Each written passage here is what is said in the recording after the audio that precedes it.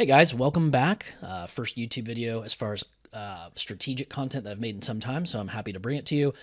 Make sure you do visit archcitypoker.com, and there will be much more content like this and much more in-depth analysis as well. For these videos, they're going to be quick, free content to kind of give you guys a sneak peek into what we're doing over there. So Doug got thrown into a 1-3 game at the Lodge. Thanks to those guys for allowing this content to be used for our own educational purposes. But yeah, Doug's playing in a 1-3 game with a knit button and a straddle on, so it is essentially a 1-3-10 game. He is going to go ahead and raise with ace-8 suited, and we're looking at this from the perspective of him as the hero here. But yeah, I think that's a fine raise with as far as sizing. You did have a limper in front of you and a straddle pot. Good hand to do it with. It's suited ace-X hand. It's going to block some of the better hands our opponents can have. It'll play well, whether we are heads up or multi-way post-flop.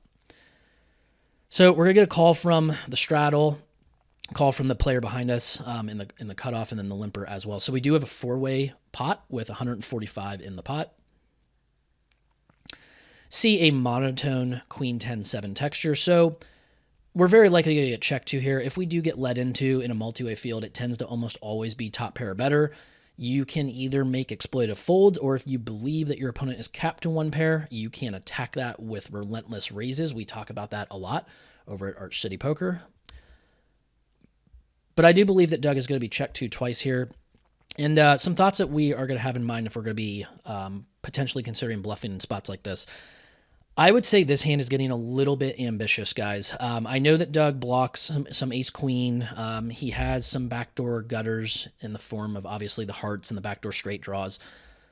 If you have a 4-way or more field, though, in a 1-2 or 1-3 game, even a 2-5 game, we're probably going to have to go a little bit more equity-driven in spots like this. I think we're getting action just a little too often with too wide of a range here if we're using ace-8 suited.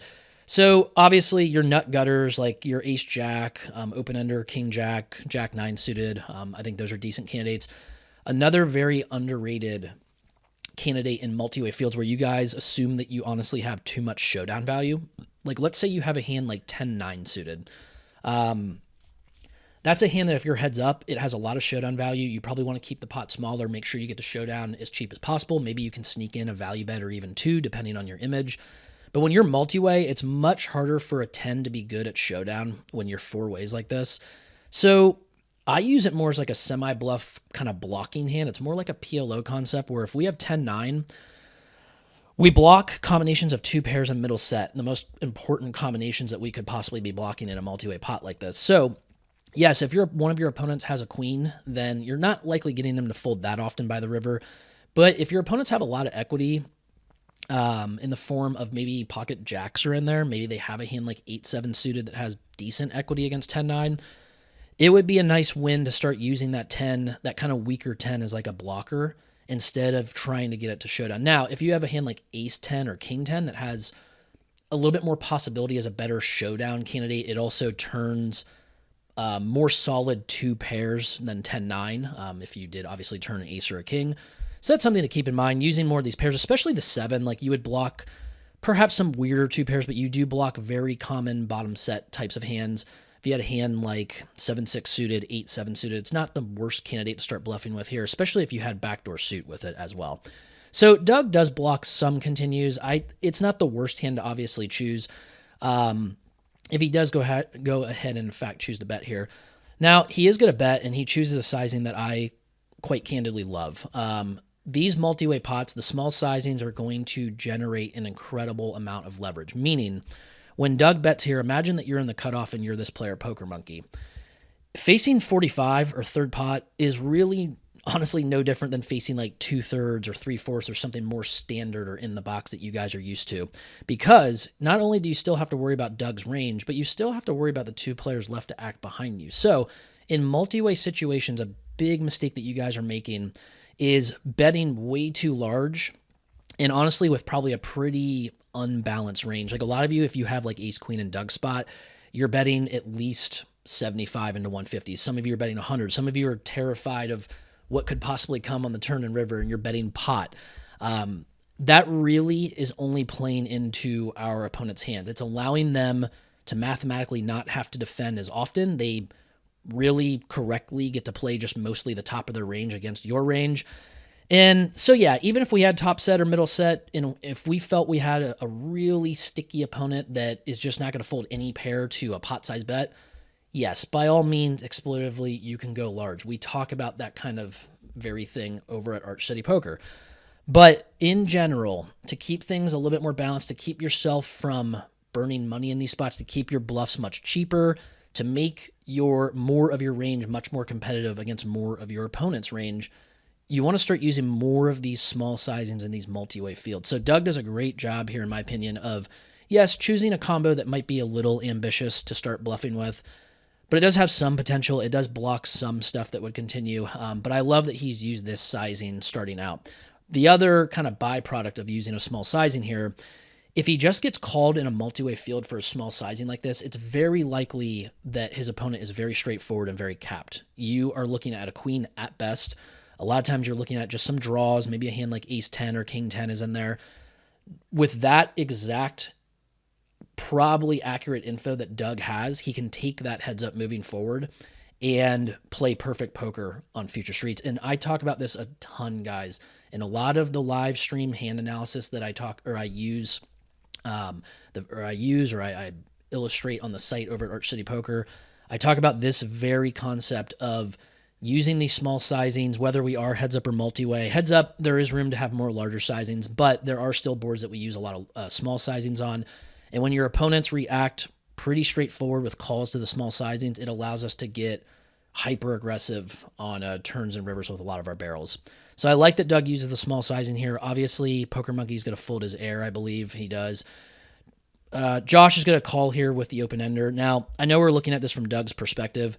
If you're Josh, you could go either way here. You could raise or call. If you guys aren't getting aggressive enough in spots like this where you can rep value hands, then you need to start doing so. You need to not just be passive and call with your one pairs and all your draws. You got to find spots to get more aggressive, and you will definitely increase your win rate if you do so. So Josh is going to call, and we are going to see a turn heads up. So if I'm Doug, I'm thinking that Josh at best has a queen. There's probably a lot of different kinds of straight draws in there. He could have a 10. There could be something like 8-7 suited in there that's peeling, like 8-7 of spades makes some sense. But I would think that a regular in a 1-2 or 1-3 game, even a 2-5 game, I would think that a lot of the two pairs or better are going to raise a player like Doug in this spot. So Doug knows, I think, for the most part, exactly where he stands moving forward in this hand. So 235 in the pot. Probably the worst card that could come in the deck for us as the pre-flop aggressor and as the hero. Josh is going to peel with a fair amount of top pair. He's likely going to act relatively straightforward with it, I would say. A lot of players will still check you in the spot, especially with no potential flush draw now on the board. This isn't a card that we're not going to... It's not like we're never going to bluff the board pair like the top pair that becomes a board pair, rather, guys. But we need to be definitely way more cautious with that particular card. Anytime top pair, anytime we see that come on the turn with that board pair there, we're definitely going to decrease our barreling frequency, our betting frequency in general. We're going to bet a lot of trips, some kings or aces, I would say. And then we're going to sprinkle in, obviously, like some draws. We become more polarized. We're just not betting as often here. But it's definitely a card that hits our opponent's calling range pretty heavily. Now, it doesn't mean they always have trips or better. No, he still could have like a 10, or he could have a 7. He could have a hand like King Jack or Jack 9 like he has. But this isn't a card we're going to bet a ton on. Now, let's say the 7 came. That's a card that probably multi-way doesn't get peeled as often. Heads up, I think any of the pairs obviously are going to peel. But multi-way, Josh might let go of a 7. More often than not, that's a card we could continue barreling on. Cards that Doug was looking for, essentially bricks. Maybe some kings he's going to barrel, repping like some ace-king, some ace-jack. But bricks and or some of the hearts he's going to definitely plan to barrel on a lot of turns. But once it does come a queen, Josh is going to check, and I think Doug's going to realize very quickly with probably a snap check from what I recall that that's definitely the best play in my opinion. Like, we're probably giving up or hoping to show down like an ace against a missed straight draw. And that's the thing on the river here, guys. A lot of players won't stab. They'll just say, well, they'll check, and then they'll say I missed, and you get to show them ace high. One mistake that a lot of you are making that I would say 95% plus of the live low stakes regulars make, maybe even more than that, is that you allow your opponents, if we're for a minute in Josh's position, to over realize equity. You need to realize that when we get to the river in the spot as Josh, we need to try to go ahead and rep a value hand here because our jack high is not going to be good at showdown. So this is a really good situation for Josh to very likely put in a bet and represent the boat now. Now, does he have a 7 as often with double paired boards like this? Obviously, there aren't as many combos that he can have of Queen X or 7X. Would he have peeled 7X as often? Probably not as often. Is he going to value bet a hand like a 10? Probably not. If he's really looking to rep Queens full or air, which is what he pretty much has at this point, Josh, now looking at it from his perspective, needs to put in the biggest bet possible. Would Doug have checked back enough, and not even just Doug, like a professional would check back some queens maybe every now and then, as long as we can play for stacks on the river still. It's a huge mistake in position to check the nuts if you're not going to be able to play for stacks on the next street with one bet, because it's wasting money. Like you're missing a huge opportunity for value. Whereas out of position, you can go for check raise. You don't have best position. That makes sense when you have more checks in there. But Doug's very likely not checking a queen on the turn. He's very likely not checking really any queen or better type of hand. Now, does he check some aces, some kings? Sure. If he does have a hand that is a bluff catcher, whether it's aces, kings, a 10, ace high, we need to make those feel max indifference. We want to get max value out of our queen, our boats where we have a queen, and we also want to apply max pressure with our jack X. So Josh is going to put correctly a bet in here, but incorrect sizing in my opinion. So the pot's 235. Josh puts in a bet of, it looks like 80, I believe. And Doug does snap call with the ace high. And yeah, like 80 is, could it be like a please call me bet with a queen? Perhaps. But if you're going to balance your value bets with your bluffs on the river, guys, as you should against a good player, like if this is a player that you know, like they check back turn, they're capped, they're going to fold to any bet, like 80 just gets the job done for way cheaper, then that's obviously an exploitive line and sizing that we can use. But against a good player, or a player that you're trying to get to fold like a one pair hand here, essentially, we need to shove. If you're Josh, you need to put in on the 235 all 400 and however much he had here, like 420 or more.